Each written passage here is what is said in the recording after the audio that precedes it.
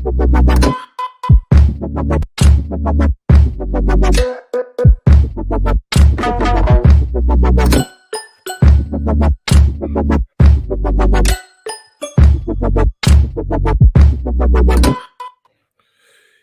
people, and welcome back to Normalski TV and the What's Going On podcast. It's good to be back again. The Premier League is now back with us, and it's back in full effect. And some brilliant games over the weekend. Not so good for some people, but it is what it is. But yeah, Junior is first in. What you saying, brother? Good evening and a happy belated Christmas. I hope you enjoyed your Christmas and your Christmas turkey, and you're probably having Christmas turkey sandwiches and all of that. So yeah, it's all good. Please hit that like button, subscribe and share if you're new. As I keep saying, on the road to 300. I'm joined in the back room with Kofi Klopp. He's going to be joining me again this evening. Big D is not with us again this evening as he's away on holiday. Just doing a lovely cruise around the Mediterranean. I think it might be the Mediterranean. I'm not too sure, but whatever he's doing, he's having a great time. So he can't be with us. Literally, he texted us to say he's just about to sail out. I've not heard from Ez, and I've not heard from Chile. Chile should be coming off of his holiday now. I did send him the link, so I'll be having words. And Ez, I've not heard from him. And boy, is Ez's team? He should be on air because he should be talking about his team right now. In terms of what they're doing in the transfer market, absolutely going crazy with a mad Enzo Fernandez bid, 105 million, and they ain't finished there. They're looking to bolster their squad. They've spent 270 odd million in the summer.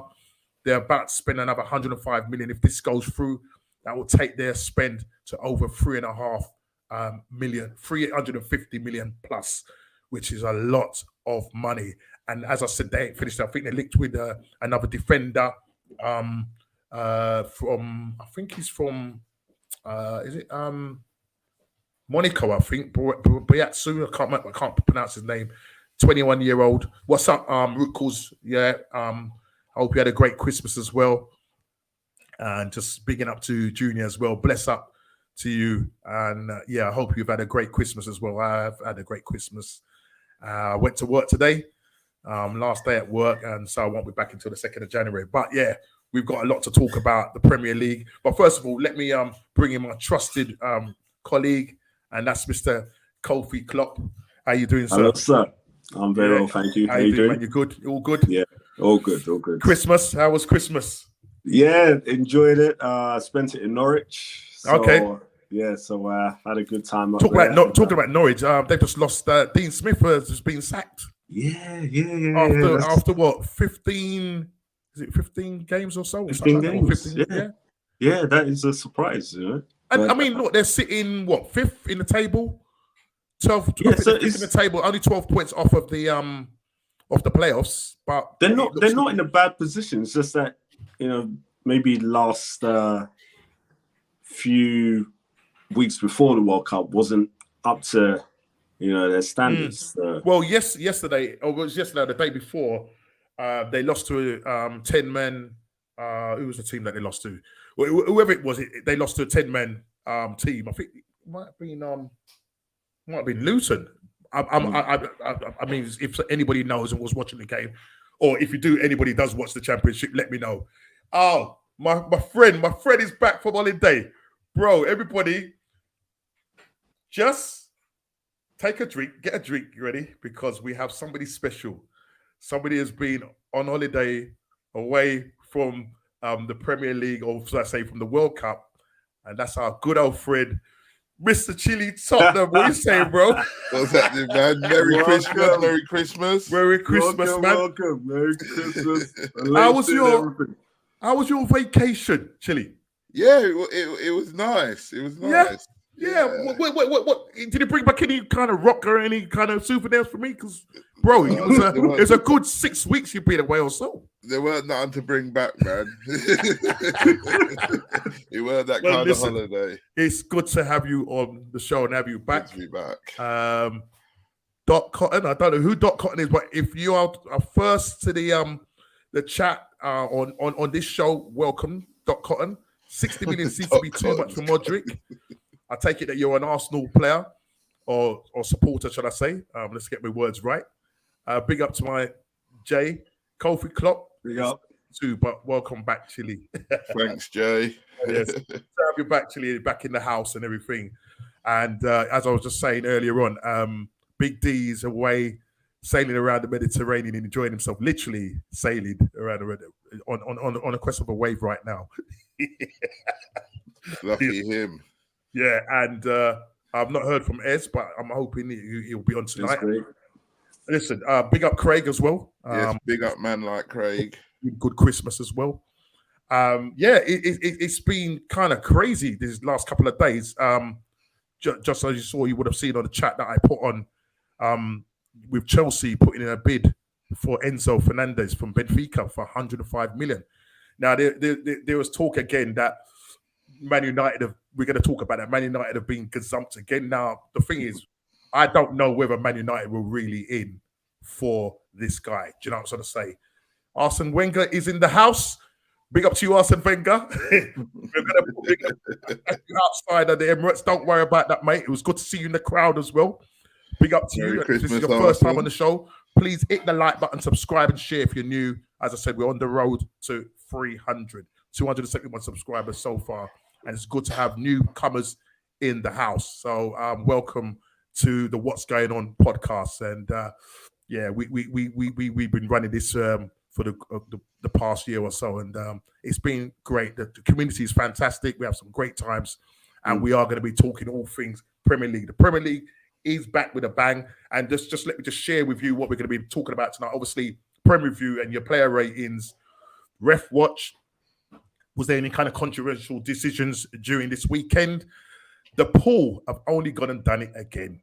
Now, I've seen that there's rumours that the Gakpo deal might be hijacked, but I don't know. I mean, somebody can update me if anybody can tell me in the chat. But no. I was watching another podcast, but at the moment he's over in England, ready to do his medical, and Liverpool are moving. As you can see along the bottom, Liverpool are moving mad. You know what I mean? So let's see what they do. Moving fast, bro. And again, transfer rumors review, anything to declare. And we have the What's Going On Prediction League table, which is now resumed. And albeit all of us got the outcome right, but not the exact score. But the only person to miss out was Mr. Big D. So the table is looking quite nice. Chile is catching him up. He's catching up big time. I've always rated Nketiah.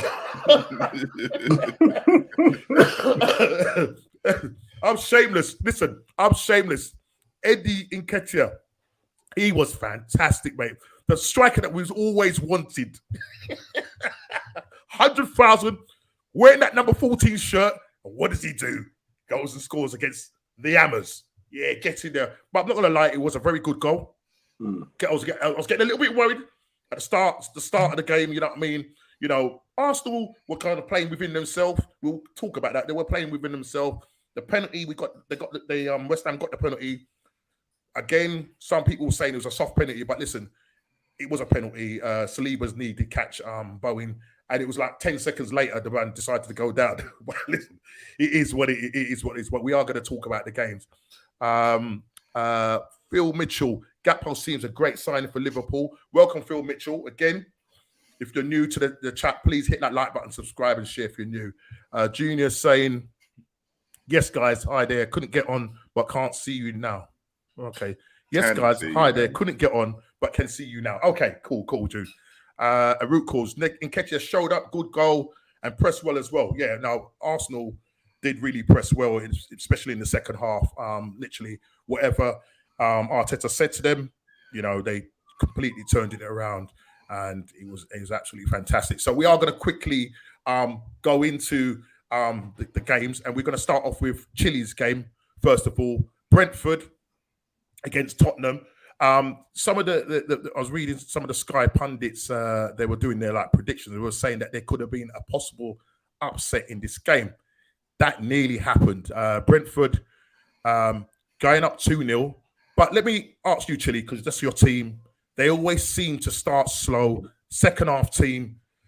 What was your take on the whole thing? I know you was upset with Mr. What's the guy's name? Dyer, Mr. Dyer, or literally by name Dyer. So give me your thoughts on the game and what. Yes, Mr. Ian, what you're saying. Good evening and welcome and happy. I was to say Happy New Year. We haven't reached the New Year. Happy belated Christmas, and I hope you're yamming them turkeys. We've got another new person here, John, gagging to get Modric on board. Again, welcome to the chat. Please hit that like button, subscribe, and share if you're new. On board, he's custom made for us, and I think that his friendship with Zinchenko could really help strengthen our squad and off the pitch. Now, the thing with just quickly with Modric, if we do get him. There's a possibility that because he plays off the left, they could move Martinelli down the middle. Now, that would be a fantastic front three with Modric, Martinelli, and Saka on the right. Do you know what I mean? So, and plus, there's a possibility that, Arteta could deploy him in a 10 role, but then you're upsetting Odegaard, who had a fantastic game against West Ham, man of the match. Brilliant. And even Ben White was absolutely brilliant as well. But let's get back to the Brentford Tottenham game. So, Chile, let me have your thoughts on that game. Tottenham, notorious, known as a second half side, started off slow, but what are your thoughts, mate? Just let me know what your thoughts are. Well, you just said it. It's same old, isn't it? Starting off slow, giving away goals, and then having to fight back. Yeah, like they're saying that we're the team with the most comeback points, but who wants that stat? Who wants to keep going behind? I don't understand why they can't come out and start playing minute one. They've got to wait till because Tanganga and it was Eric Dyer. They were sort of like the central pairing, and they were both a little bit woeful. Do you know what I mean? Yeah. I've been saying to you since last summer that we need a centre back, and I'll stand by that. Probably two. Yeah. But we definitely need a centre back to play in the centre. Dyer's dreadful, man. It's just like everything he does, he just messes up. It's just like how's this guy a professional footballer playing in the Champions League? Harry Kane scores better headers than penalties. Don't worry about Harry Kane. Leave him alone. Listen, it was a good header, though. I'm not going to lie. It was a very good header. And there's a record that he holds, actually. Harry Kane has scored in the last 10 Boxing Day fixtures. So literally in the last 10 years, he's scored in every game, which, again, is a fantastic record to have. Did he get a trophy for that? Well, listen, mate, you need a trophy. Or does the club get a trophy for that? There you go. Mate, it's all right, him breaking all these records, but if we're not winning competitions, then... And you was missing, also, your player you was missing was Bentancur. You definitely missed him. Kulusevski's back in the side, and I know for the games that, you wasn't doing so well in, because obviously he was injured, he's come back in. And when you have Kulusevski in the side, the team is a whole lot different. But then Bentancur's dropped out. Do you know what I mean? I didn't see much of Son. Didn't really see much of Son in that game. He was very, very quiet, and so was Kane, to be fair. Yeah. But Son's been off all season, isn't he? He's not the Son that we're used to. Yeah, still playing with the protective face thing, because obviously his eye socket and that. But it's. I mean, we could keep going on about it, but what is it that Conte needs to be saying to these players, or is it Conte telling these guys to play pragmatic at the start? Because you can't. What I'm basically saying, Chile, you can't sustain this because with that saying now, you're 10 points behind us, and we've got a game in hand. You've got a couple of teams like coming up. Man United won yesterday. You've got Chelsea winning as well. So most of the teams won, apart from your team, and dropping 2 points.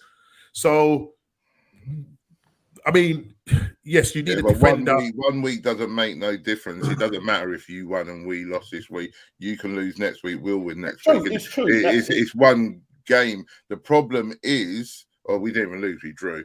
The problem is that we're not starting games, and that's been all season.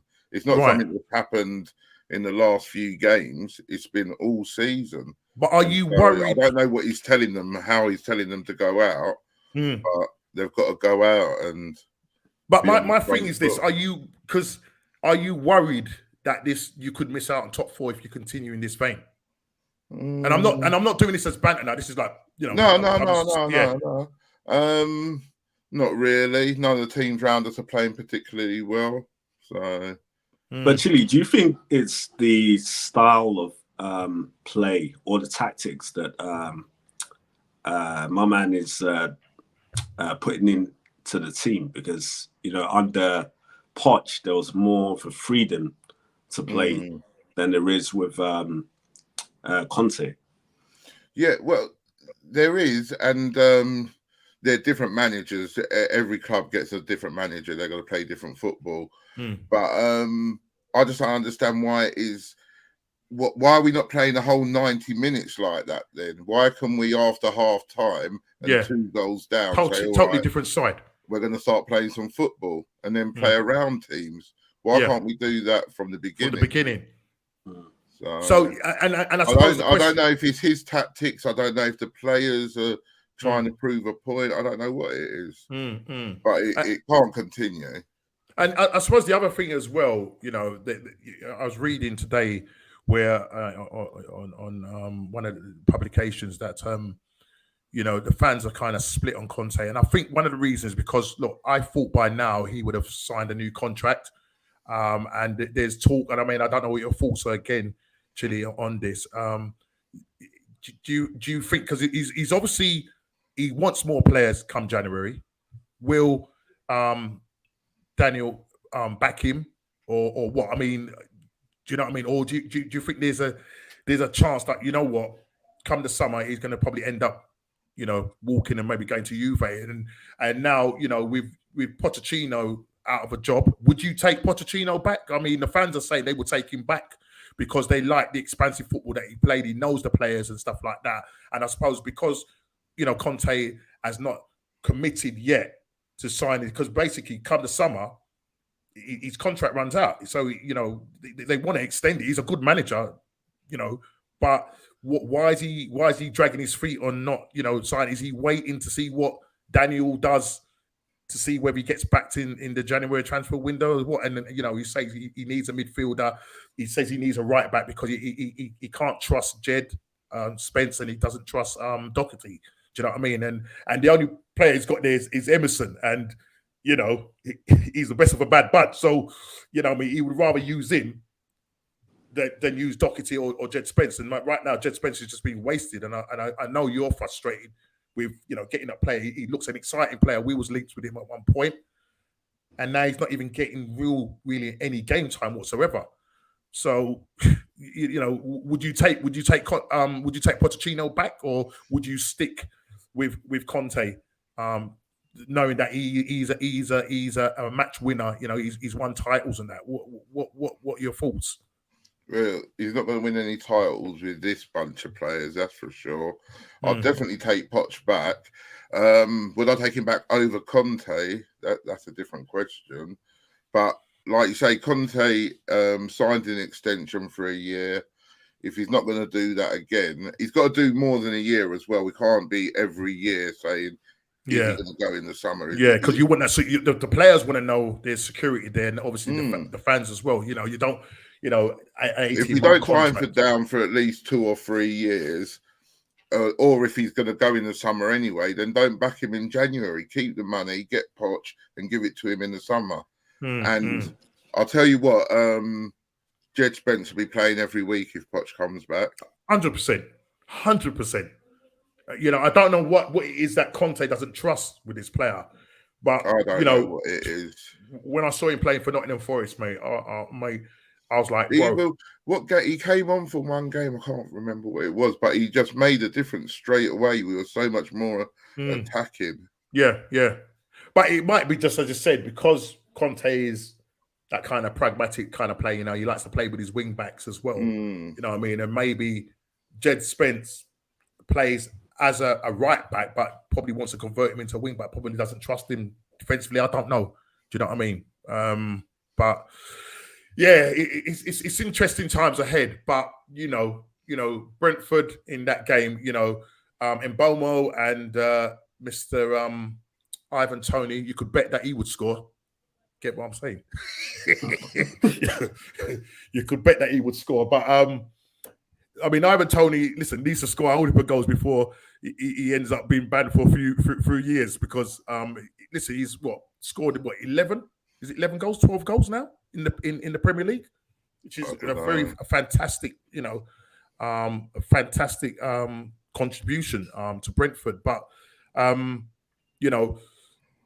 Harry Kane comes back, gets that goal back, fantastic header, and then Højbjerg with the equaliser. Would you say that was a fair result, 2-2, as a fair result? No, we deserve to win that game. You deserve to win, yeah. Second half, we were all over them. We hit the post, put their keeper balls off. Yeah. There was just talking about there in and we had a penalty. I was going to say to you, there was a grappling. I can't remember. The man had both arms round him and dragged him to the floor. How's that not a penalty? Yeah. There was some talk there, but when they were doing the ref watch, the ref guy seemed to think that the decision was correct because they were both grappling with each other. But it's a load of rubbish. It is what it is. Rest the cowards, man. All these ex-refs, stop bringing them on and stop doing this ref watch rubbish because all they do is go on there and back their mates because they're too cowardly to say what we can all see. We can see if it's a penalty or not. Why could they not? And they're getting paid to do the job. Lots of money.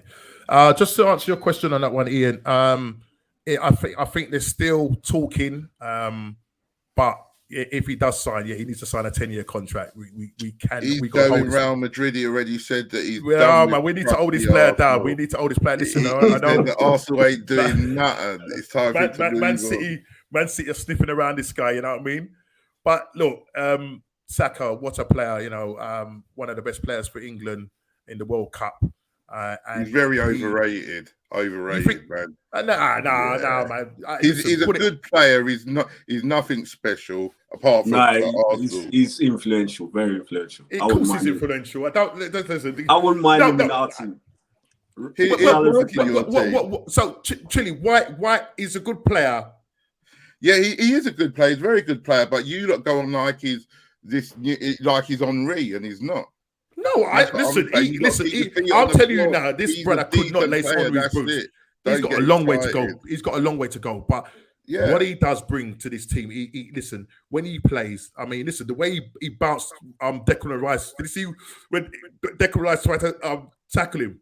My man just barged him off like he was like a piece of paper. Do you know what I mean? But Saka, when you can see when he plays for England, he makes things happen. When he plays for Arsenal, he makes things happen. And I suppose, with us losing Jesus, you think to yourself, well, who's going to do the business? You know what I mean?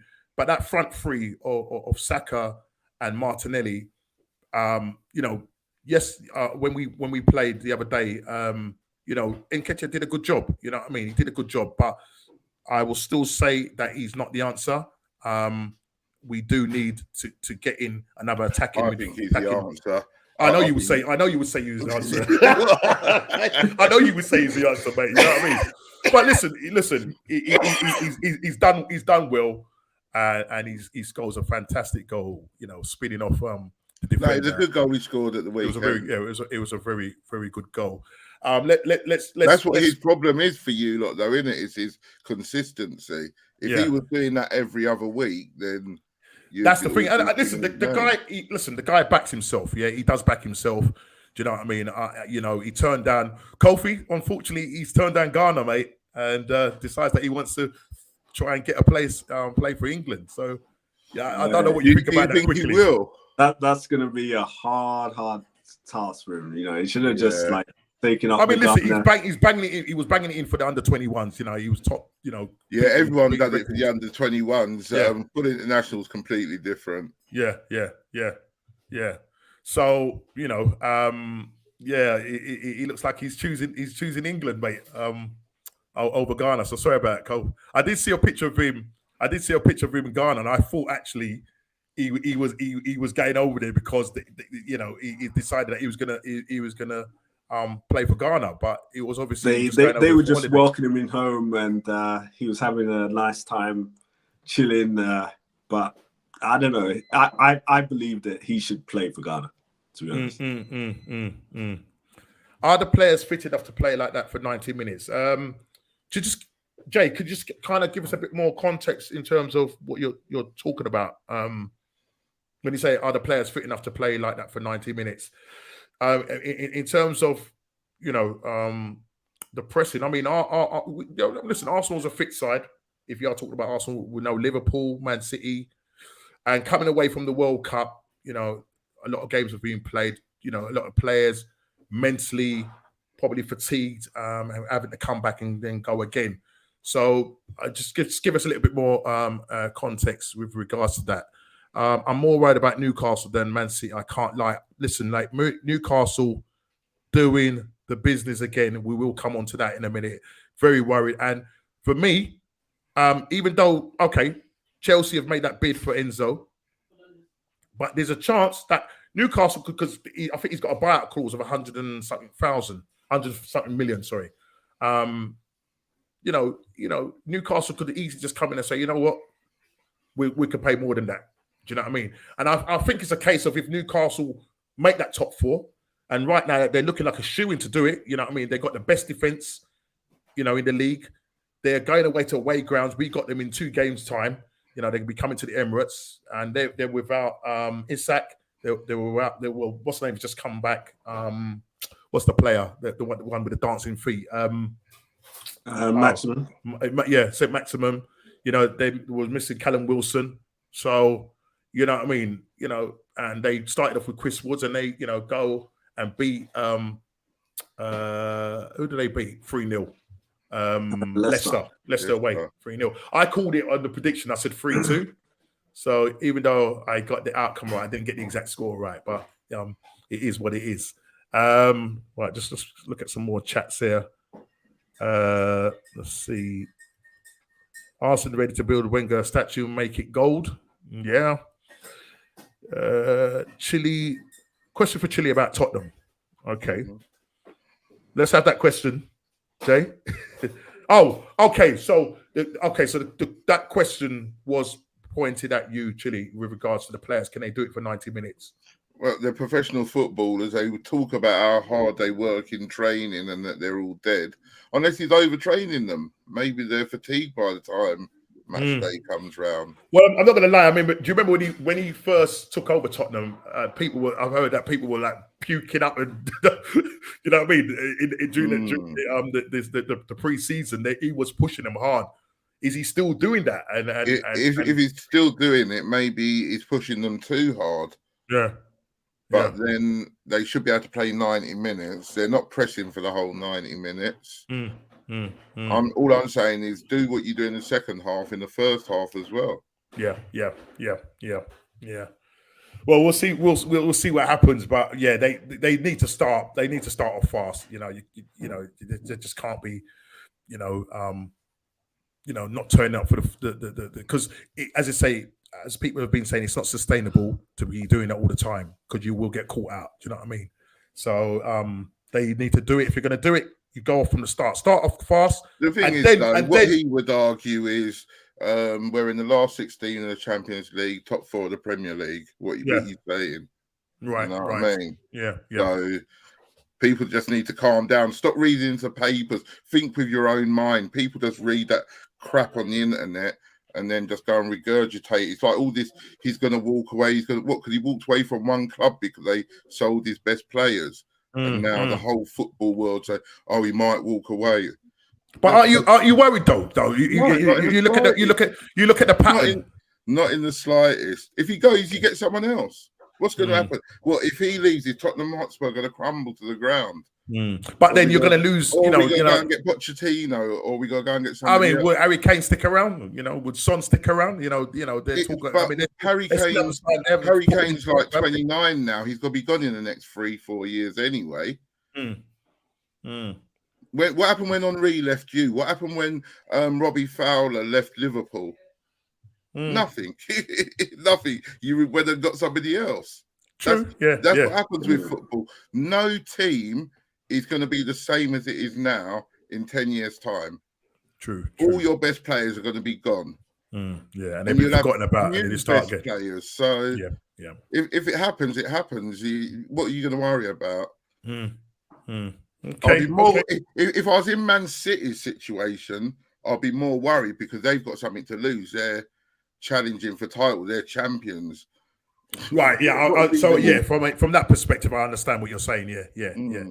So you're just kind of basically saying, well, look, bro, we ain't going to win anything. Is that what you're saying? We ain't going to win anything? No, we're going to win the Champions League. I done told you. It's like you can't hear what I'm talking. Like, bro, you just made me nearly puke up. I've got to keep repeating myself. Don't make me choke, man. Don't make me choke, brother. Yeah? All right. Don't kid yourself, yeah? But listen. With the Champions League, that's enough for this season. Everton 1, Wolves 2.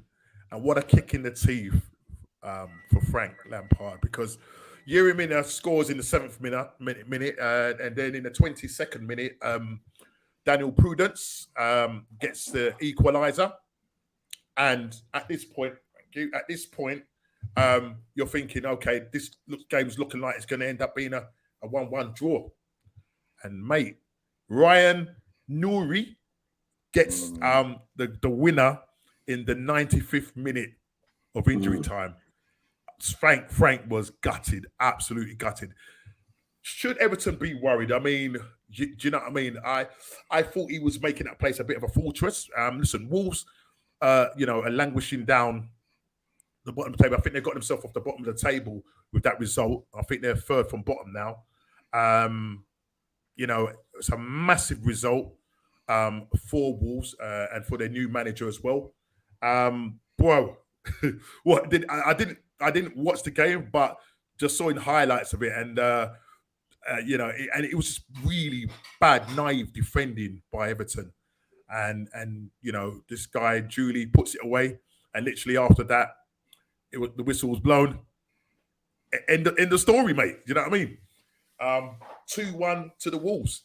But listen, will that be enough for them to really start pushing up the table? You know what I mean?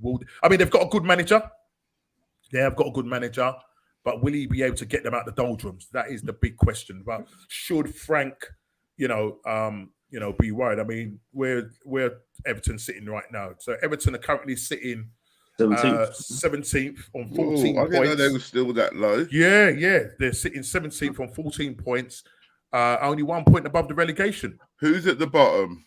So you've got Southampton, who are just terrible right now. What are they sitting on? They're sitting on 12 points. And it's 17th is 14 points. So basically, so they play the same amount of games as Everton. So they're only 2 points. So they're only 2 points off of Everton. So Everton I'd be worried if I was Everton. They could get sucked in there, bruv. They could get sucked in there. Then you've got Nottingham Forest on 13 points and Wolves on 13 points. And it's only because of goal difference for Wolves, minus 15 goal difference, why they're now sitting 30th. I think, which is a bit strange because. Oh yes, sorry, that makes sense, because Nottingham Forest have got a worse goal difference of minus 22. But it's very tight between 15th and 20th. There's only like a couple of points within it. So I mean, I would go as far as I'd go up to 12. Look, you've got Aston Villa on 18 points. Do you know what I mean? There's only a 5 point swing. Do you know what I'm trying to say? If Wolves go on a bit of a run and Aston Villa start to drop away, they could start getting sucked back down there. So I mean, Crystal Palace are on 19 points, Brentford are on 20. So between the 10th and 18th, there's a 7-point difference. So it's not like these guys are pulling away. So things could drastically change, because it's only going to take one team to go on a run or another team to just have a bad case of a run and then end up losing game after game. Do you know what I'm saying? And it's which team who's gonna do that? But right now, I mean, look, Everton are sitting on 14 points with a -7 goal difference, the same as West Ham. So, and I think it's only because West Ham have scored more goals than them why they're sitting above them. So yeah, Everton lose at home, and the fans were not happy one iota. Then we move on to Crystal Palace, Fulham. Crystal Palace 0, Fulham 3. Mitrovic, one of the star players. Crystal Palace going down to 9 men. Patrick Vieira was not happy, coming straight back. I know Crystal Palace is your second team, Chile. I know how to pick them, didn't I? You do. You do. Patrick Vieira in his post-match was not happy with. I mean, they were the guy that got the red card, I think it was his second yellow.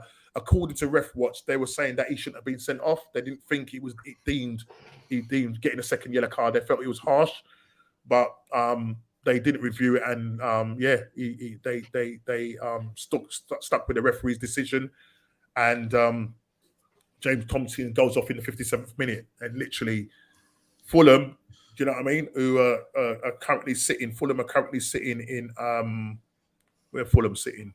Fulham are sitting in 9th place on 22 points, and that's a good result. 3-0, albeit that Crystal Palace went down to 9 men, but Fulham have got away to Crystal Palace and basically slapped them. You know what I mean? So, but you know what?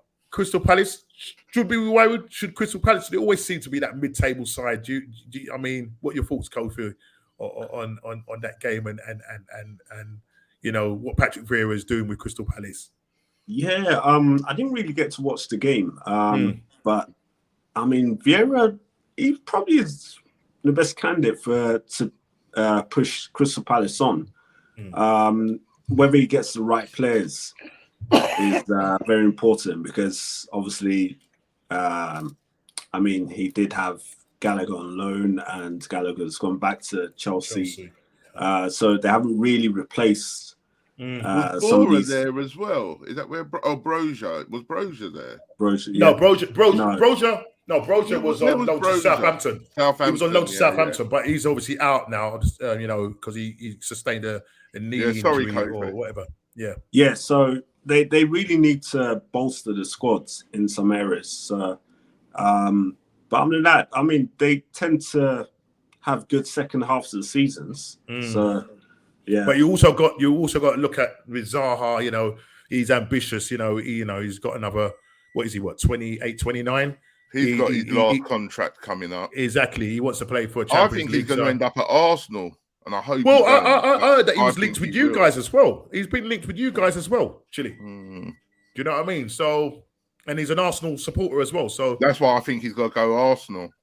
But the thing is, you get someone like him. He always say he's in his he's got 6 months left on his contract. Yeah. What the Crystal Palace do? Because if you get him now, you're probably talking about 10 to 15 million pounds. 12 mil. He knows the Premier League. He can play. Left. But is it worth it to Palace 12 mil, or would they rather have his goals or his influence for the next 6 months? Good question, yeah, because because what can you really do with 12 mil in the Premiership? You can't. That's not a lot. Can you really? Yeah. He's their talisman. He's definitely their talisman. And I don't understand these teams. Tottenham do it and Arsenal do it, letting your top players' contract run down. But it's something that's happening regularly now. Do you know what I mean? Wenger called it. He said that a lot of players now are going to let their contracts run down. I mean, you look at Bale. Bale, yeah. You know what I mean? There's a lot of players that are, you got Talisman. You know what I mean? Yeah. So there's a few players that are doing that because they know, if they go on a free, they'll get a lovely, signing on fee. Do you know what I'm trying to say? Exactly. So players dictate, they dictate what goes on, and Arsenal were notorious for this. You know what I mean? Letting players run their contracts right down, but Wenger did call it, and it's something that's happening a lot more regular, and it just gives players more control of their, in terms of their destiny and what they want to do. Do you know what I mean? which I think it's important that, you know, the people that are negotiating these contracts really need to push hard and give them what they want. You know what I mean? Rather than letting it go into, like, say, the last 18 months. Because once it gets into the last 18 months, you know what I mean? You know, if you're signing a guy on a contract for, say, I don't know, 4 years, you know, back in the day when the players, especially if he had a good season, after the first year, if he had a good season, they're extending that contract, mate. Yeah, do you know what I'm saying? Straight away to say, yo, let's do it. But now, for whatever reason, you know what I mean? Because players are coming in and they're getting paid 200 grand a week. Yeah, there's more options. There's a lot more options. If you want to extend it, they want another 100 grand a week. So. Yeah, definitely. Yeah, the option is just there for them. So, yeah, well, we'll see what happens concerning that. But yeah, Fulham running out 3-0 winners at Crystal Palace. And then we move on to Southampton, who under a new manager, who's ex-championship manager. I think he's come from Luton. I'm sure he's come from Luton. Chelsea have agreed a deal to sign Mulder striker David Fofana. Yes, they have. This is what I'm saying. Chelsea right now are moving mad. Yeah, look at this Mulder guy. They're obviously. Who did they put in a bid for? Well, they're putting a bid for this Enzo guy, which is 105 million. 100 or 105? 105 million. Whoa. That's his Enzo Fernandez. Clause. Yeah, that's his. Is that his buyout clause? That's his buyout clause. Yeah, so they've triggered it. Oh. So unless not Crystal Palace, unless Newcastle come in but the thing is, once they trigger it, can another team come in? They can't. Once it's triggered, is that it?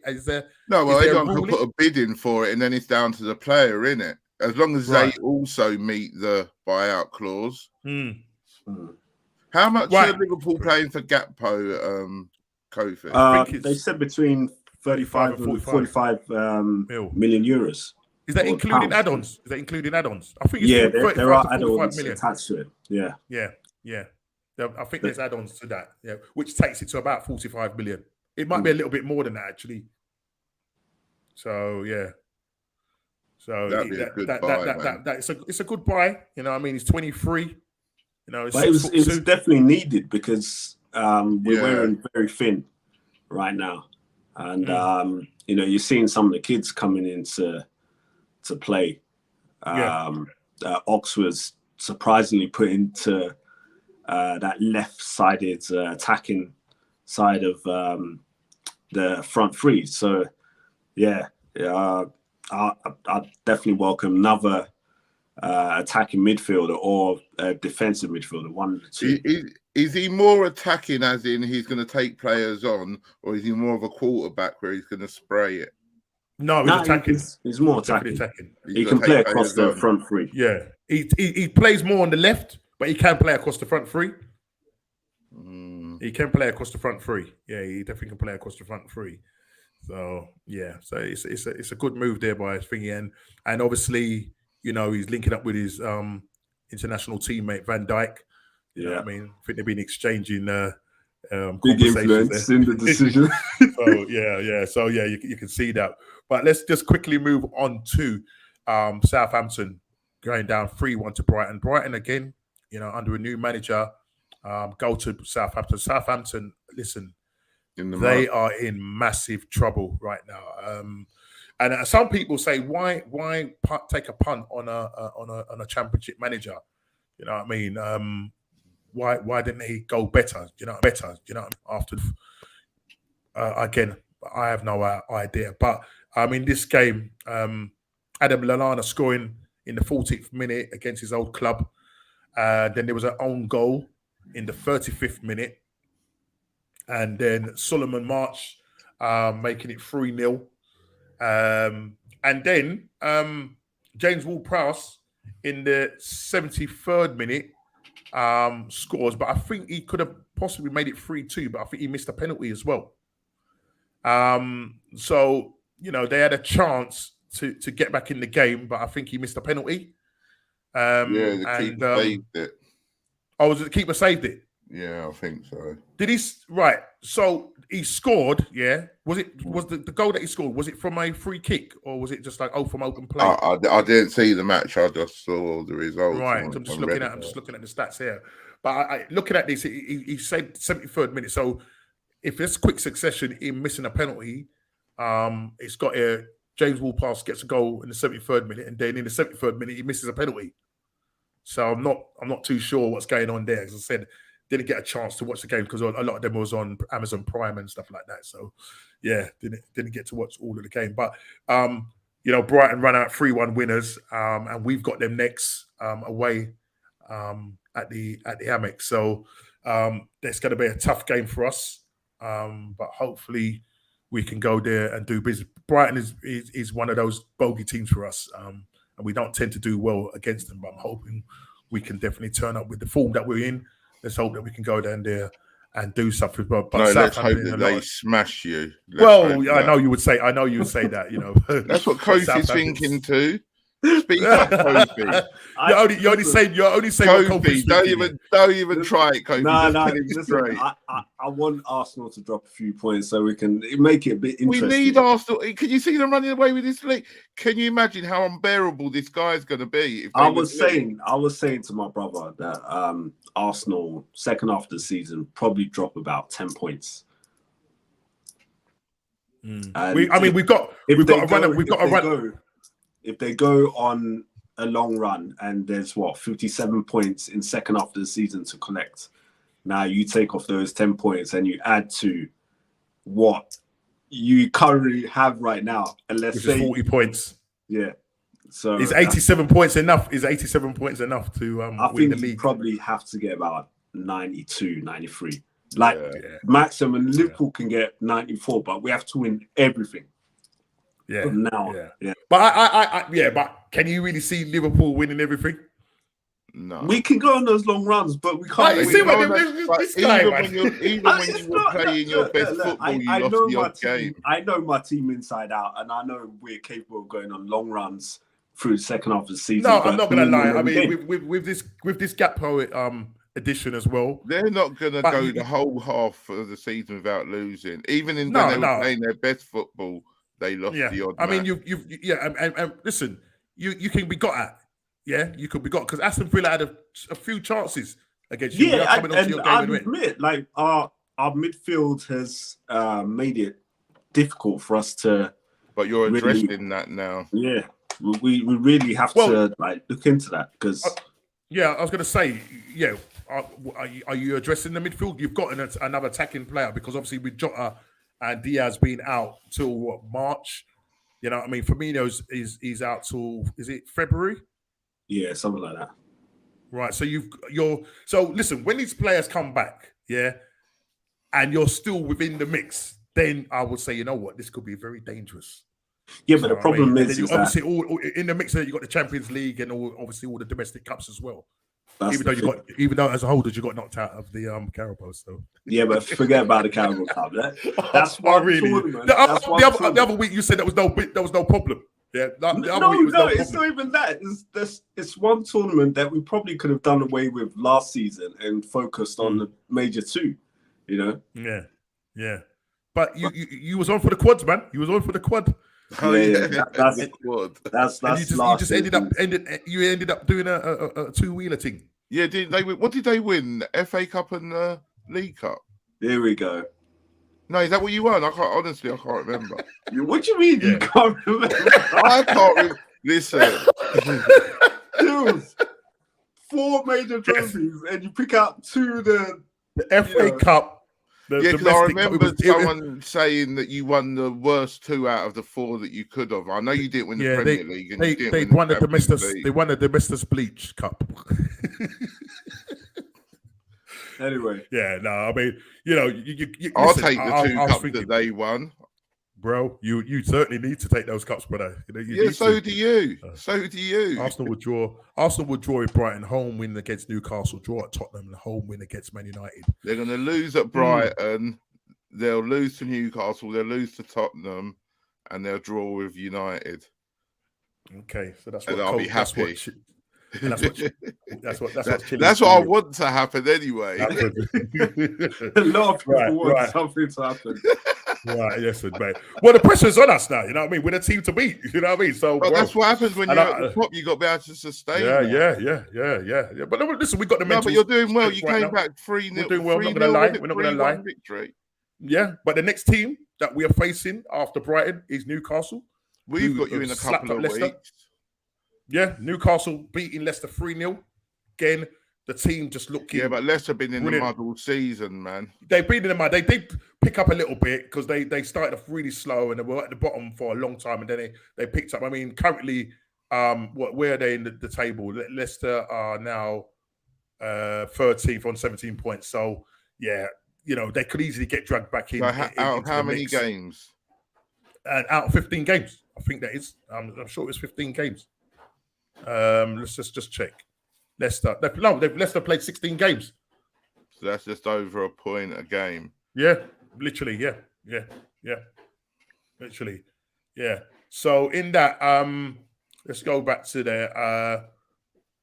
Where is it? Boxing Day. So Leicester losing 3-0 to Newcastle. And Newcastle are looking ominous right now. You know what I mean? Currently sitting, as we speak, second. That could all change tonight because Man City go away to Leeds. Let's hope that Leeds can do something. Pressure's on Man City. Smash them. You want City to smash them? I know you do because you just don't want. I mean, I know if any team you want to win, and I know Kofi doesn't want Man City to win, but I know for definitely Chile wants Man City to win. That's a fact because Kofi knows because these two teams have been battling it out, and I know Kofi, come on, in your heart of heart, you would want Arsenal to win the league. Come on. No, he doesn't. No, I don't. No, talk to me, Kofi. Kofi, don't let me reveal the secrets. Don't let me reveal your secrets, man. Do you remember when we got tickets to go? Do you remember? Listen, wasn't it you that took me to the Arsenal game a few years back in the day? Yeah. When? What? The Champions League? Yeah. And you was cheering us on. You took me. Yeah. No. Don't even go there. Jay, can you verify it in the chat? Kofi man took me to a Champions League game. Yeah. When you got connections, but you was there cheering us on. I wasn't. Yeah? You were cheering. No, bro, don't go there. Don't go there, brother. I can't believe you're bringing this up right now. I can't believe it. I'm bringing it up, man. Mate. Yeah, shameless. I'm bringing it up. So in this game, Newcastle, Christopher Wood getting a penalty in the first minute. Hang on a minute, Kofi. Who do you want to win the league? Man City or Arsenal? Oh my gosh, Chile, you as well. Good. He's answering the question, and no politician answer. If you had a choice, Man City or Arsenal, you know what? Arsenal deserve it, but I'd rather Liverpool win the league. You know what? No, that's not what he asked you. That's not what he asked you. Yeah. You're not Rishi Sunak now, so let's ask you the question again, right? Kofi. If it was between Arsenal and City, and Man City, there you go. Oh, there you go. Kofi, there it is, Chile. Switch your camera off, man. Look, City won it too many times, and we should have beaten them to the title last year. There's resentment in Kofi's voice right now. You know what I mean? There's resentment in his voice right now. But yeah. That's good, Kofi, man. It's good to confession is good for the soul. Yeah, confession is really good for the soul. Yeah. So listen, Christopher Wood gets the a penalty in the 3rd minute for the bar. Listen, did anybody see? I didn't see the goal, but I heard that Almiron, if I can say his name, Miguel Almiron, his goal, scored another special goal. The guy from Man City who was knocking him, yeah. Ever since my man has knocked Miguel Almiron, yeah, this guy has been going on a mad spree, scoring some fantastic goals. Do you know what I mean? And he scores another brilliant goal. And Joe Linton, I knew Joe Linton. I remember when Joe Linton was playing under like Benitez and all them other people, right? People was not rating this guy because he was meant to be a striker. He's now turned into this, I don't know, this box-to-box maniac who's just absolutely brilliant. And then you've got Gamira's in there as well. They got a really, really strong midfield. They've got a fantastic defense, and their attackers are doing the business. They're you know what I mean? And they go to Leicester and slap Leicester 3-0. You know what I mean? Brendan Rodgers, you know, I don't think they want to pay out Brendan Rodgers because he's on such a long contract that I don't think they can afford to pay him out. So the man is going to stay there anyway. But Newcastle running out 3-0 winners. And you know what? It's going to be a tough game when they come to the Emirates in a few days' time. So, bro, you know, if we get a result against them, I'll be well happy. Do you know what I mean? But we'll see what happens there. But yeah, Newcastle running out 3-0 winners.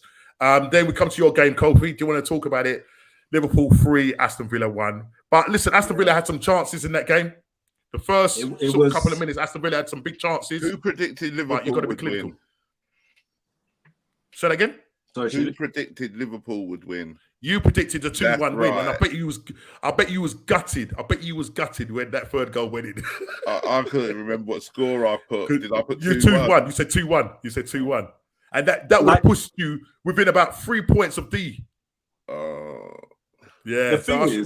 I'll share the prediction table later, so you'll see. Yeah, go on. The thing is, for me, it was one of those important games that you've got to start getting going again, because remember we'd had bad losses against Leeds and Nottingham Forest, shockings. And, you know, it's been such an on-off season for us. It's like we don't know when to get going and, you know, which team this is your third game in a row now this is your third game in a row that you've won. So, yeah, things are looking ominous for you guys in terms of, like, you know. We need a little bit more consistency, really. Yeah. The first goal, see Trent, the maestro, with that pinging pass. I'm not gonna lie. What a pass from Trent. Pinging pass. Deep. Was it to Robinson? Was that to Robinson? Yeah. See, that's a midfielder in the making, and we probably need to look to advance his role now and bring in probably a better defender than, you know, play him in his rightful place. Well, yeah. I mean, he's versatile. He's very versatile. Yeah. But listen, you know, Mo Salah ain't going to miss from 5 yards out. You know what I mean? You know, he makes it 1-0. But the thing is, the weight of the pass from Robertson as well, because he had to control that dead, and then the weight of his pass to allow Salah just to slot it in. I mean, you can't ask for anything more from our two wing backs, the wingmen. You know. But how many? Question for you, Kofi. How many chances will it take for Nunes to score a goal? The guy is quick. Listen, he got man of the match in that game, yeah, because he was causing trouble all game, yeah. But he just couldn't finish his dinner. You know what? When a striker is trying to do too much or trying too hard just to make an impression, he's overthinking a lot of things. And like, he's had some sitters in front of goal, and I'm thinking, you just need to just compose yourself and put that shot away. You know what to do. Like, he had a shot that, which one was it? I think the ball was up in the air. It came down and he hit straight at the keeper. It would have been a fantastic goal if he scored. I'll tell you that now. So he's trying to be the pretty striker that, you know, a lot of people probably associate him to be with, but he doesn't need to do those things. Just, you know, get a ball in the back. Do you think it's the price tag weighing on him again? Some people say it's the price tag that's weighing on him. A lot of people would say the price tag, but I mean, he's trying to compete next to Salah, and, you know, those strikers, proven strikers. So I don't know. I think he's gonna pick up a few more goals. Definitely. I did say 20 in all competitions. Oh, Jay, you're saying noodles now. Yeah. We're still waiting for you to wear that shirt, you know, Cove. Yeah, looking for that shirt. As Big D saying he wants to see you in that shirt, mate. You need to rep, man. You need to rep, bro. You need to rep. When he gets to 20 goals, I'll wear the shirt. Okay. Yeah. So what is he on at the moment? I think he's on 9. 9 goals. 9? Okay. Yeah. In all competitions. Yeah. So you're going for him to score 20 goals in all competitions. Well, he needs to get a move on. Seriously, he needs to. All right, but listen, Liverpool run out winners. Stefan, he's a new player. When I say new player from the academy, and well, I think he's from. Is he from the academy? Stefan, I can't pronounce his name. Bajetek. He came on. But is he like from the Is he come up through the ranks, or is he a player that was bought? I've never heard of he was. I think he was brought in to the youth system. Right. Okay. But, yeah. He's a raw talent from what Jay is saying. Good goal. It's a well taken goal as well. Yeah. To make it 3-1. And Liverpool ran out comfortable winners in the end. Do you know what I mean? But saying all of that, Brighton did have some. Aston Villa did have some chances. Ollie Watkins missed a couple of chances. Do you know what I mean? But yeah, he scored a good header, to be honest, as well. Yeah. But one thing about you'd expect from Unai Emery's side that they defend better and be more pragmatic, but they were too open for me. A lot of times they were leaving a lot of space behind, and balls over the top. You know what I mean? And as I said, Núñez, he's a quick player. Do you know what I mean? But he needs to finish his meal. He needs to finish his meal proper. But listen, that moves you up. That moves you up to 6th place on 25 points. Currently 15 points behind us. And we've got a game in hand on you as well, so I'll just throw that in there as well. Go. Have you? We played 15. Yes, we played 15. You played 16. No, sorry, you're right. Oh, sorry, my eyesight. Sorry. Get those glasses on, man. I'm getting a bit too happy there. Sorry, I was looking at too much riding the wave, man. Tottenham have played 16. Yeah, no, too much of that surfing is going on too much, bro. So yeah, let's come out of there. We're moving on swiftly. Arsenal 3, West Ham 1. We started the game.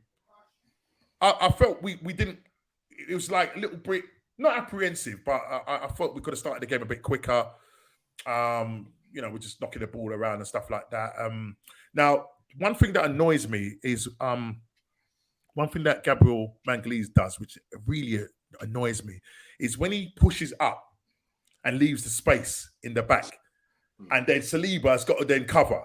And for that goal, or for the penalty, should I say, I think because like Saliba really did. He didn't. I don't think he played. I think he might have played about 20 minutes in the World Cup, so he looked a little bit rusty in the first half. It's almost like he stopped, like when Bowen was going, he kind of stopped, and then Bowen ran off of him, and then obviously I wouldn't say he panicked, but he tried to, what some people are saying, look like he tried to pull out the tackle, but his knee caught Bowen, and then, as I said, 10 seconds later Bowen goes down. It is a penalty, soft penalty, some people are saying, but it is a penalty. Very well taken penalty from I think it was who took the penalty for, was it Benrahma? Yeah, Benrahma took the penalty right down the middle. They make it 1-0. And then we kind of played within ourselves. But second half, whatever Arteta said to them, they came out and literally we played some fantastic football. Odegaard, the maestro, pulling the strings. Ben White, absolutely fantastic. That midfield trio doing really well. Granit Xhaka doing well. Martinelli scoring at the near post. Maybe Fabianski could have done better with it, but it was a very well taken goal. With the equaliser, it was what I called a shot from Odegaard, and it just happened to fall in front of Saka, and Saka just sent him with his eyes and put it in the far corner, make it 1-1. And then I think within 5 minutes, Gabriel gets the second goal to put us 2-1 up, an assist from Granit Xhaka, and then an assist from Martin Odegaard, and a well-taken goal by Eddie Nketiah on the 69th minute. We could have probably scored more goals. Some people say, did we miss Jesus? Now, the thing is, Jesus, as I said, before the injury, hadn't scored in 14 games. Yeah? 14? Right, exactly. It's 5 goals. Odegaard is our top goal scorer. Do you know what I mean? Yeah. But it's what Jesus brings to the team. Do you know what I mean? And I was a little bit worried that there wasn't going to be that intensity. But second half, we saw that intensity. We saw the pressing from our front three. And I was listening to a podcast, and the guy was at the game, who said he was at the game, and he said that West Ham just could not live with the Arsenal press. Do you know what I mean? And we come out and won that game comfortably. Do you know what I mean? We move on to that lovely 40 points. Will that 40 points secure us top four? That's a big question. Will that 40 points secure us top four, or are we speaking? Are we talking too soon? No, top four for 40 points. That'd be ridiculous. No, listen what I'm saying. What's that? What's that, Chili? Go on. What's that, Chill? No, nothing. Go on. All right, okay. What do you say, Kofi? Nah, come on, man. Top four, 40 points. You're halfway there. Huh? You're halfway there. Top of the league. No, but come on. No, but listen, some people think we could drop out because with the Jesus injury, they're saying that we could drop to fifth, sixth. That's what some people are saying, bro. Who's saying that? You like not necessarily pundits. I think the pundits are saying like, listen, you've hit 40 points, you pretty much got top four secure. But you got rival fans and stuff like that saying that, with Jesus missing. I don't like Arsenal, and I'm not going to say anything nice about them. Come on, say something nice today. Have to. But you're much bigger than one player. You're not going to drop 5 places because you've lost one player. Yeah. Whoever it is. And you make a fantastic point. One player should not make the difference. And I think there's too much emphasis, and I'm guilty of it as well, because when I heard that Jesus got injured, I'm like, oh my God, pull out me here, whatever here I've got left. That's it, we're done out here. But it can't, if that's the case with any team, if Harry Kane gets injured, if Mo Salah gets injured, if Haaland gets injured, yeah, it should be the whole team. Yes, yeah, Jesus brings an intensity to and he gets that team ticking, yeah. But you shouldn't just be relying on one player, because if that's the case, then you're not a very good side then. Exactly, and that's what I'm trying to say. Arsenal are better than to say they lose one player that they capitulate. No way. Yeah, I think what it is with Arsenal, I wish that was the case, but it's not. But that's what I'm saying. I would say a few seasons ago, I would say definitely, because you're relying on like the likes of Aubameyang. Do you know what I mean? If he goes out, you're thinking, oh my God, you know what I'm trying to say? But if your best player goes, it's going to have an impact, but it shouldn't be such an impact that you go from being the best team in the league to being one of the worst. You know what I mean? Yeah. That shouldn't happen. And I mean, that would probably be more like, say, a team that's more down the bottom or sort of below mid-table. If they lose one of their talisman, then they will get affected. Do you know what I mean? Yeah. You take Fulham, for instance. If they lose Mitrovic, exactly. You know what I'm trying to say? That's a massive miss for them. Do you know what I'm saying? Because they haven't got the other players to do that. Because he's scoring majority of their goals. Whereas with Arsenal, we're sharing the goals around. And I suppose it's the same. Harry Kane, your top goal scorer, but you've got Kulusevski scoring. You've got Benta scoring. You've got Son when he decides that he's going to score. Do you know what I'm trying to say? Because he did go through a bit of a goal drought and stuff like that. And we got R9. Don't forget R9. R9, but he's injured at the moment. Do you know what I'm trying to say? So what kind of rubbish is that? He was injured before the World Cup, played the World Cup, and now he's injured. What's that all about? You know what I mean? I don't know, mate. Yeah. You need to get some compensation, brother. You know what I mean? You need to get some compensation. I can quickly. Chelsea 2, Bournemouth 0. Now, again, some of the Sky prediction people were saying that there could be an upset on the cards with Bournemouth going to Chelsea. Now, Chelsea were on a bad. We've lost Kofi, but hopefully he'll come back. Chelsea were on a bad run of form up until the game yesterday. I think they had lost before the World Cup. I think they'd lost something like 4 games on the bounce or something like that. Correct me if I'm wrong. And if they'd gone into this game, it would have been a lot of pressure on Graham Potter. But listen, Bournemouth, they under Gary O'Neill, they're sitting 14th at the moment on 16 points. But you would expect Chelsea, with the quality players that they got, to beat Bournemouth. Yeah. You would expect that. And Kai Havertz and Mount scoring the 2 goals. But then they lost Reece James. to injury. He's just come back from injury. Yeah, he asked to be subbed, didn't he? Yeah, but they said that. Well, the news now coming out now is that he's going to be out for more than a month. Ooh. Yeah, he's going to be out for more than a month. And I suppose what I'm saying here, Chili, you know, you can see that in terms of Chelsea's front three or their attacking play, they really ain't got no real attackers in terms of strikers. So Aubameyang looks like he's lost it completely. I mean, the guy's coming off the bench and he's not even impacting no more. Broja's now out for the season. So they do need to let's just bring Kofi back in. Just lost him. Kofi, you're back in, mate.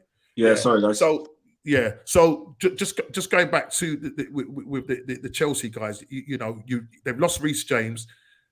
And, we were talking this earlier on about saying, look, so listen, we should not be having to rely on a key player like Reece James. You've got Ben Chilwell. When they lost those two players, Chelsea's season went pear-shaped. You know what I mean? Yeah.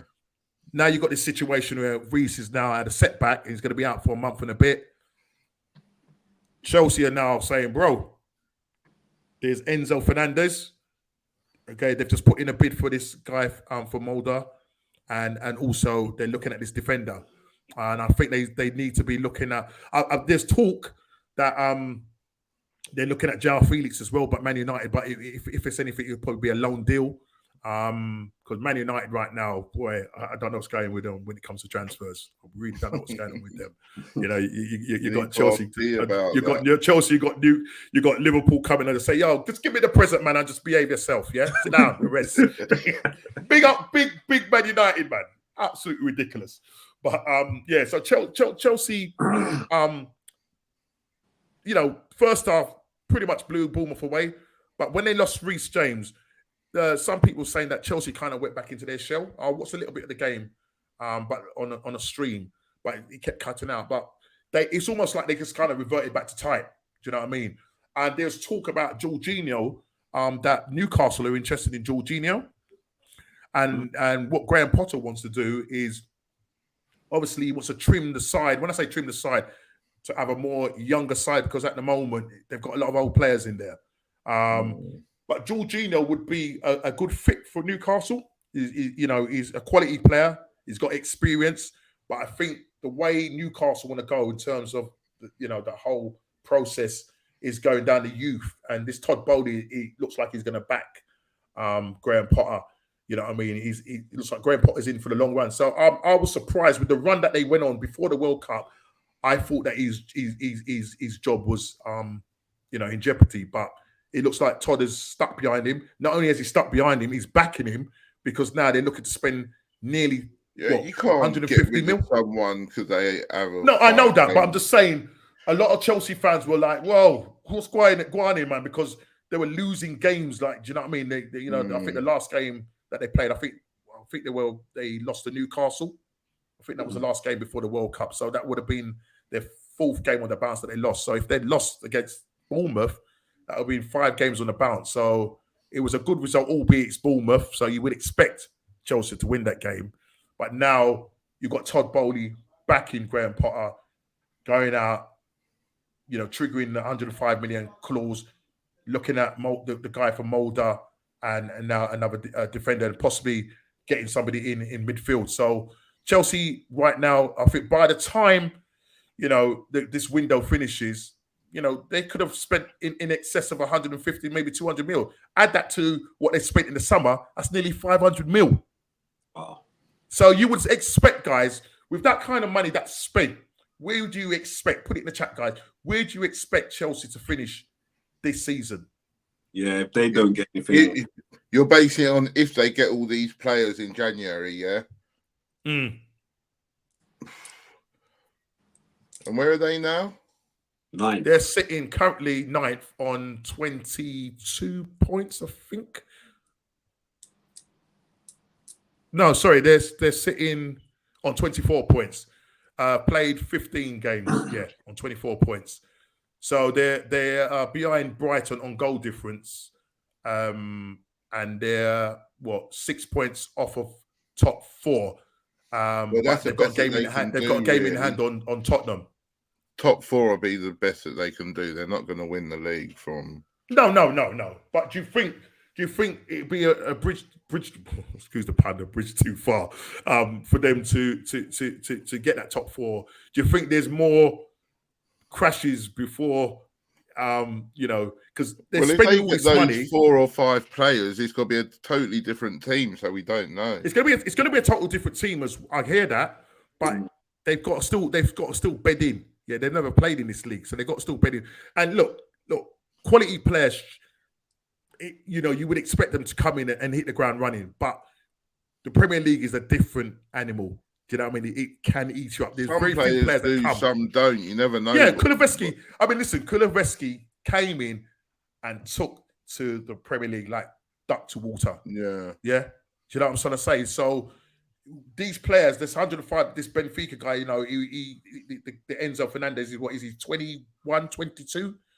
He was voted young player for the World Cup, bossing that midfield. Do you know what I mean? So he came from River Plate. I think they bought him from River Plate for 15 mil. Now the man's got £105 million buyout clause, bruv. That's 10 times what he's worth now. That is just crazy, man. It's absolutely crazy, bro. I haven't seen. That's what happens. Have you seen how much the Glaziers want for Man United? And they paid 790 million, I think. Yeah, and they're talking about 4 or 5 billion that they want. And this is the problem, actually. They're shooting themselves in their foot because they're wanting this. They wanting to sell the club for what, 6 to 7 billion. Whatever now they're struggling to do business. They're basically people saying Man United are broke right now because they're struggling to do business in the January transfer window. They're now even the last transfer window they struggled, didn't they? They struggled, but what happened towards the end? They just went crazy. Went and bought Casemiro for 65 million. They shouldn't have paid that sort of money. They went and bought Anthony for 85 million from Ajax. Yeah, but the Glazers have never used their own money. They've always gone to the American banks to big up Shiggs, man. Big up Shiggs. Long time. Sorry. Big up Shiggs. Big up to Shiggs, man. Yeah, big up to you, bro. Yeah, as I was saying, the Glazers have never used their money ever. They've always gone to the American banks to bail them out. So yeah. But the way they're spending, they're overspending. They're getting in. Listen, Casemiro is a fantastic player, but he's 31. You're paid 65 million. Probably one of the best defensive midfielders in the world because he's a very good defensive midfielder. But they ain't going to get much in terms of his ceiling. They ain't going to get much for him by the time he's 34, 35. Yeah, he probably finished his career at Man United. Yeah. Do a testimonial for him, and then he goes back and plays in Brazil for one of his boyhood clubs or something like that. That's probably what's going to happen. Do you know what I'm saying? But at the situation we are facing right now with Man United is that clubs like Liverpool, clubs like Arsenal, clubs like Chelsea, Tottenham, we've got money reserved to put away, yeah, and go and buy in January. Man United right now can't do that. Do you know what I mean? And you can see that Ten Hag is frustrated. We've only got to look at the Gakpo situation. Look how Liverpool are moving mad with that. Yeah, just coming to say, and it's not that. Listen, and it's not that Man United had put in a thingy with him, but what had happened? They spoke about him in the summer, yeah, and I think they were looking at him, and then I think in the end they ended up going for Anthony, yeah. But then with the Ronaldo situation, then his name resurfaced again, and they was talking with him, and literally. Who knew that Liverpool was talking to him? It was literally like they came along and it was on Sky News, bang, sorted. Yeah. You know what I mean? It's like, you know what I mean? Of course he's the influencer, brother. Because, listen, Ten Hag wanted him. Ten Hag wanted Gakpo, yeah? He wanted Gakpo, yeah? And I think we know that Man United need an out-and-out striker. Gakpo can play that role, even though he plays more on the left and can play across there. But you saw what he did in the World Cup. Played really well in the World Cup, and you know what Liverpool could do with him. It's what Man United would have done with him. Do you know what I mean? Because you've got Rashford playing on Rashford plays better from the right. Then you've got not the right, from the left, and then you've got down the middle. You know what I mean? What happened? I suppose he will swap and play Rashford down the middle. and probably played Gakpo. He would have probably played Gakpo on the left. You know what I mean? And Anthony on the right. Because we don't know what's going on with Jadon Sancho at the moment. I mean, obviously, stuff that's going on mentally with him. So he sent him off to a boot camp because apparently he needs to lose some weight. Who was the other player that was it Pep? Pep had to go at who was the player that just come back? Calvin Phillips said that. I mean, I can't talk, but Pep basically said that he just come out and said it. Like, yeah, man came back overweight, so he needs to lose some weight, bro. It's as simple as that. You know what I mean? These men ain't mincing their words, bro. Lose some weight and then get back in the team because he said he could not train and so he needed to lose weight. But yeah, Liverpool are moving mad and Man United have missed out on another target. As simple as. A questionnaire from Craig. He says to the panel, would you take Felix? João Felix? João Felix. Yeah, definitely I would. Yeah. Right. Yeah. I mean, the situation with him at Atletico Madrid, obviously he's fallen out big time with Simeone, and the style of football, from what we understand, does not suit João Felix. There's talk that there's the possibility that João could. The favourite to sign him is Man United because they're talking about a loan deal, you know. But I think Atletico bought him for, was it something like 108 million? It was some mad thing. It was some big price, 100 and something million pounds they paid for him. Some people say that he would suit Arsenal style as well. So there's a lot of teams linked with him, but they're talking about an £8 million loan deal with no obligation to buy. So, but his wages. How much do they want for him? Do you know? Well, I reckon if Atletico was to probably sell him, I reckon he'll go for about 85. Yeah, I reckon he'll go for about 85 because he hasn't had this last season hasn't had a brilliant season, and with all the noise that's going on, do you know what I mean? That's probably brought down his price a little bit, but he's still a quality player. But definitely, I think that kind of move would probably be done in the summer. Yeah. But saying that, if Chelsea have just got him with 105 for my man, so and Chelsea are also linked with João Felix as well. Yeah, they're also, because he can play in that number 10 role as well as playing out on the left. He can play in that 10 role. He can play as a false 9. Do you know what I mean? And people are saying that he plays very similar to how Jesus plays as well. Do you know what I mean? So I don't know what's going to happen. Chelsea need to be looked into what they're spending, man. I don't know what this Todd Bowley is moving mad. He's spending more money. He's spending more money than Roman Abramovich, man. He don't care. This brother don't care. He don't care. What's this? Abramovich should have stayed at Barcelona. At least the bench is a lot more. I like that one. How the mighty have fallen. Listen, man. Aubameyang, man. Seriously, he has fallen. He has fallen, mate. I don't know what's going to happen because with the sort of mad spend that Todd is doing, I personally don't think come the summer Aubameyang will be around. Yeah, he won't be around, mate. He'll probably go to, because I know he loves his money, and he'll probably go to one of them Qatar countries or whatever and earns the same money as Mr. Ronaldo, and we'll see what happens there. What's Jay saying? Virgil van Dijk is the seeker agent. Yeah, definitely. Right. So Man United 3, Nottingham Forest. Yeah, you would expect Man United to win that game. And they duly did. Nottingham Forest, just not good. And there's talk, even though they bought 23 players in the summer, they said they need more players in this window. So I don't know how many more players are going to get, right? They've got a number of players that are injured, but they're saying what the manager is saying is that people might have a go at us and say, "Oh, you spent so much money in the summer transfer window, and now you're going again." And I reckon that they're talking about at least 3 or 4 players. So I don't know what's going to happen there, but the owner, who also owns Olympiacos, that man must be loaded, bro. But he's not frightened to take his hands out of his pocket. That he looks like he's going to back my man, the manager, again. So we'll see what happens. See what happens there. But Man United winning 3-0 against Nottingham Forest, and well taken goal by Rashford, who's doing really well. Anthony Marshall getting the second goal, and then there was a goal that was ruled out, and it was only because Willy Bolly it came off his shin, and when they looked at VAR, his shin was offside. So they could have brought it back to 2-1, but then Fred in the 87th minute, an assist from Casemiro makes it 3-0. And in that game, again, I was saying to Ez that he could have got a perfect score because he predicted 2-0.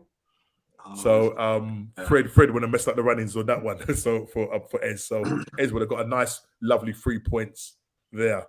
So that's the predictions. That's the games that we just looked at. Just quickly, let's just find it here. I would say we spoke about the Pool doing what they did and going in and getting Gakpo under the nose of Man United. What Man United are going to do, I don't know. I mean, apart from what you guys are going to do, Cole and Chile, is there any transfers that you're hearing? Any other rumours that got any legs in terms of this window that you're gonna get, or the Gakpo deal is looking likely?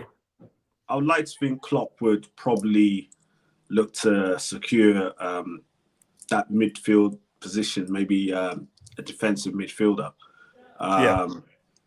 and maybe that Moroccan guy, Afrobat, I think it's.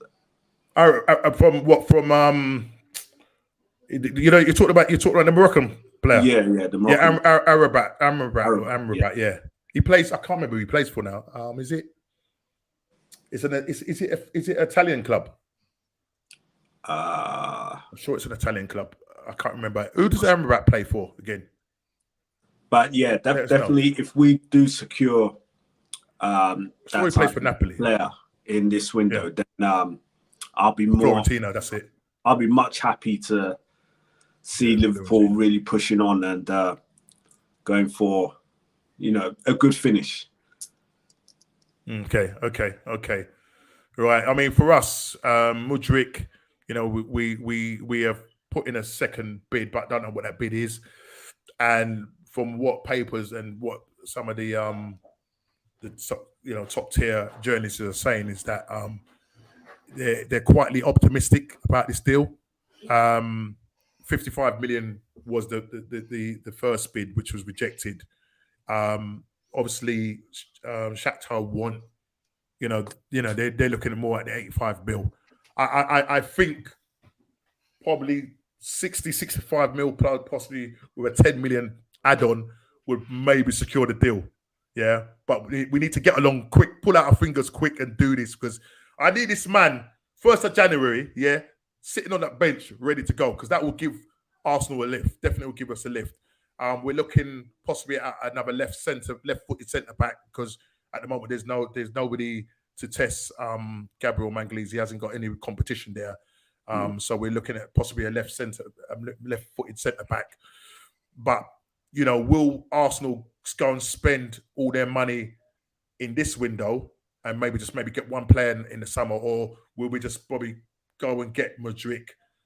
I think we still need to invest in a defensive midfielder as cover for Partey, even though you've got Lokonga and El Nene in there, but they're not PSG and Morocco. Right back Hakimi, I would take. Yeah, definitely. Yeah, he's a definitely brilliant player. I'd have him at right back, because we got the situation with Tomiyasu, because at the moment he's still injured, and he's getting injured too regular at the moment. Ben White is doing a fantastic job there at the moment, so he won't be moving from that spot anytime soon. You've got, I'd say, William Saliba, and the contract situation with William Saliba is that, Arsenal want to offer him a long contract, but they're talking maybe £120,000 a week. Now, my man is probably looking at what Martinelli's going to get, because I think it's not going to be too long now before Martinelli signs a new contract. Now, I'm sure William Saliba's agents are saying, no, listen, Look at what Martinelli's getting. Yeah, look at what possibly Saka's going to get. Do you know what I'm saying? William Saliba, I'd say maybe 150,000, 160,000, 170,000. Let's go to that. Get him on a long-term deal. They're still talking. I'm hoping that it does happen. I think the Martinelli and Saka deal will happen, but not too sure about the William Saliba at the moment. Do you know what I mean? And with clubs sniffing around, Real Madrid, PSG, they mans will pay the money. Do you get what I'm saying? These guys will pay the money, and that's just my only. I heard he feels disrespected by Arsenal because they kept loaning him out. Well, but that might be the case, Chill. That might be the case. Do you know what I'm saying? But listen, the fans love him. You know what I mean? He's a baller, mate. He's a proper fan. Yeah, he's a baller. Defender. He's definitely a fan favorite. And Arsenal just need to go and do the due diligence and sort it out, man, and just give him what he wants. Give him what he wants, man. Do you know what I mean? Why do you think that teams lowball certain players, even though that you can see what he brings to the team? Just not give him what he wants, but you've got to pay him in line with what your best players are getting because he's one of your best players. You know what it is, though, Chili? You know what it is? Some people would say that maybe... Not to say that they haven't seen enough of him because other players have got bigger profiles. Well, it could be that, but I think maybe because Martinelli and Saka are more proven in the Premier League. Because remember, he's been out on loan twice now, isn't it? Twice, 3 times possibly. So they may be looking at that and saying, "Well, listen, okay, come in, prove yourself. Yeah, 15 games are gone. 15 games are gone. You're doing really well. Let's see what happens after 25 games, yeah, and then we say maybe do a bonus thing or whatever. But you know what I mean? I think 200,000 is a little bit too much. I mean, the guy's 21. I think 200,000 is a little bit excessive for a defender, and your attacking players will always get more money than your defenders. But then saying that Van Dijk is on a lot of money, isn't he?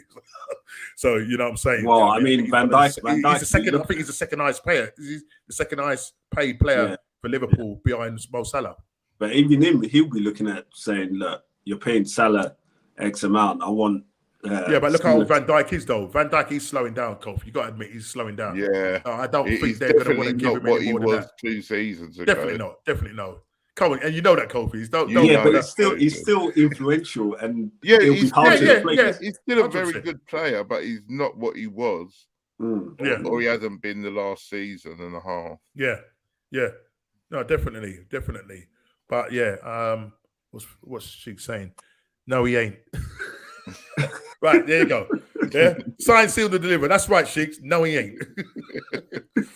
Yeah, no, he ain't. But listen, we are gonna talk about the prediction, and I'm gonna reveal the table.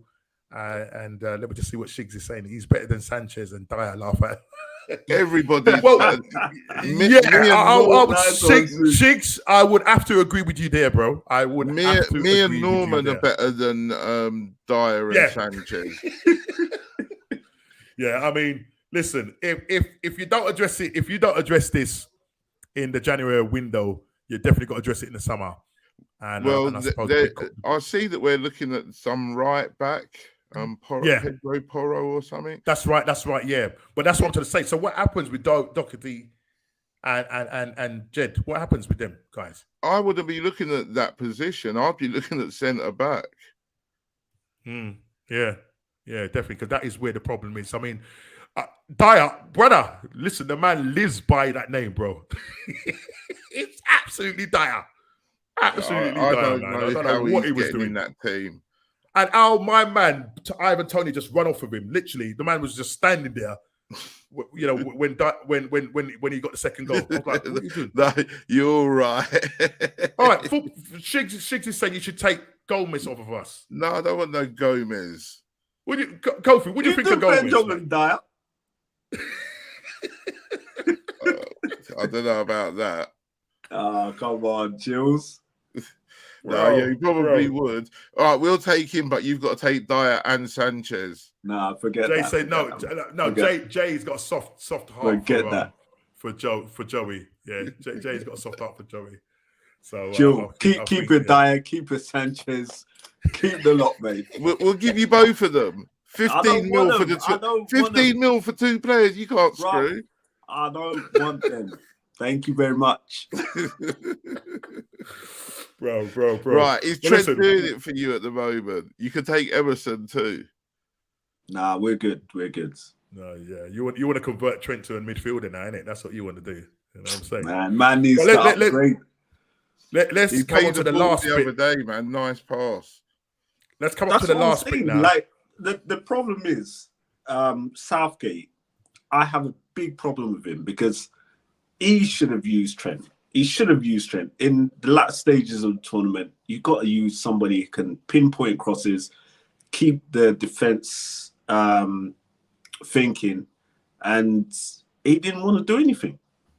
I asked this question last week when me and Kofi was on doing a live stream last week, and I said, now that Southgate has continued with the England setup, can he take this current crop of squad, in to win the 2024 European Cup?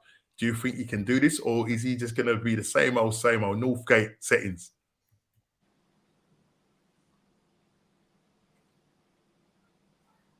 Chile will replace Kane for the next one. No, he won't even get in the England squad. He's going to go and try and get in Ghana squad when he's 31. But do you think that Northgate can do something with this crop of players in the European? I think he can. I don't see why not. But he's gonna have to kind of let them loose a little bit. You know what I mean? As Kofi said, get Trent playing, man, because he was used sparingly in that game. Maddison was injured, so that's why when we found out he did, because when he came back to England, he wasn't even on the bench for Leicester when they played Newcastle. He was still carrying an injury, so I don't know what that was all about. Because even though in the last game prior to them going to the World Cup, maybe he got injured and he said, "Oh, don't worry, I'll run it off." But it looked like he carried that injury over to Qatar, and he's come back with that injury. And that was a waste of space there. They could have probably done with an Ivan Toney. You know what I mean? Yeah, but it is what it is. The problems that he's got going on. Oh no, mate! Listen, that's a whole nother story. So that's what I'm saying. The man needs to hurry up and score a whole heap of goals for Brentford before the man, don't see football for a few months, if not years. You know what I'm saying? Because with the amount of betting, bro, it's mad. It's mad. Another 32 cases on top of the 260 whatever he's got. Wow, madness. But listen, we're coming to the end now. I just want to reveal the what's going on podcast prediction table. So as you can see, guys. So Big D. No. Okay, so big. Yeah. So hold on a minute. Look. So Big D's on 20 points. He missed out with his prediction. He was the only one that didn't get his prediction right. I think he had Everton winning that game 2-1, but it was the reverse. It was Wolves, as I said, winning it in the last dying seconds of injury time. So Wolves come out 2-1 winner, so he didn't get it right. Chile, his outcome. Chile, I think, predicted 2-1 to Liverpool, but it ended up being 3-1. You hear that, Shigs? I'm back in Liverpool. Yeah, hear that. And Jay, you hear that, Jay? Yeah. Right. Liverpool. Screw Arsenal. Screw Arsenal. Back to Man United to win 2-0. Man United winning that 3-0. So Ez only gets a point for that. Chile again gets a point for that. Kofi backed. What was your prediction, Kofi? I backed Brighton to win 2-1, and they won 3-0. Or was it 3-1? 3-1. No, 3-1. Yeah, 3-1. Yeah. So 3-1, and I backed Newcastle to beat Leicester 3-2, and Newcastle coming out 3-0 winners. So I all got a point. So as you can see, Big D's still out there on 20 points. with 15 games playing. And the only reason why it's like this because at the start of the season there was some postponements in the game, so it will catch up at some point. We are going into game week 16, and as I said on our chat, guys, fellas, I will be sending you the link. But just to let you know, if you want to put in your prediction now for the game starts Friday through to Sunday the 1st. So you've got West Ham Brentford, yeah, that kicks off at 7:45 on Friday. You've got Liverpool Leicester, who are going to be at home at 8:00, yeah. Liverpool going to batter them. And on the Saturday, you've got Wolves at home to Man United, 12:30 kickoff. Newcastle at home to Leeds, 3:00 kickoff. Bournemouth to Crystal Palace, Fulham, Southampton, Man City, Everton, Brighton, Arsenal, and on Sunday, Tottenham, Aston Villa, and Nottingham Forest, Chelsea. And that's it. So that will be game week 16. Yeah. So it's up to you. You can either pick your prediction now, put it on the what's going on. Oh, he's done it already. Chile ain't messing about. So Chile's going 2-1 Leeds. No, Kofi, you want to put your one in? I'm going 2-1 Newcastle. Yeah. Sorry. Yeah. So who are you going to pick, Kof? Maybe you can put it in the chat I'll after. go for United's win. I hate United, but I'll go for a win against who they're playing? Wolves, yeah. So they're playing away to Wolves. Okay, yeah. 3-1. 3-1. Yeah. Okay, so don't forget to put it in the chat so I can do that. So that's going to be game week 16. I'm going to go. You know what? I'm going to go. I'm going to go for Liverpool. Liverpool win. I'm going to go Liverpool 3-0. Interesting. Okay. Interesting. Yeah, Liverpool will beat them easy. They'll beat Leicester, isn't it? Yeah, 3-0.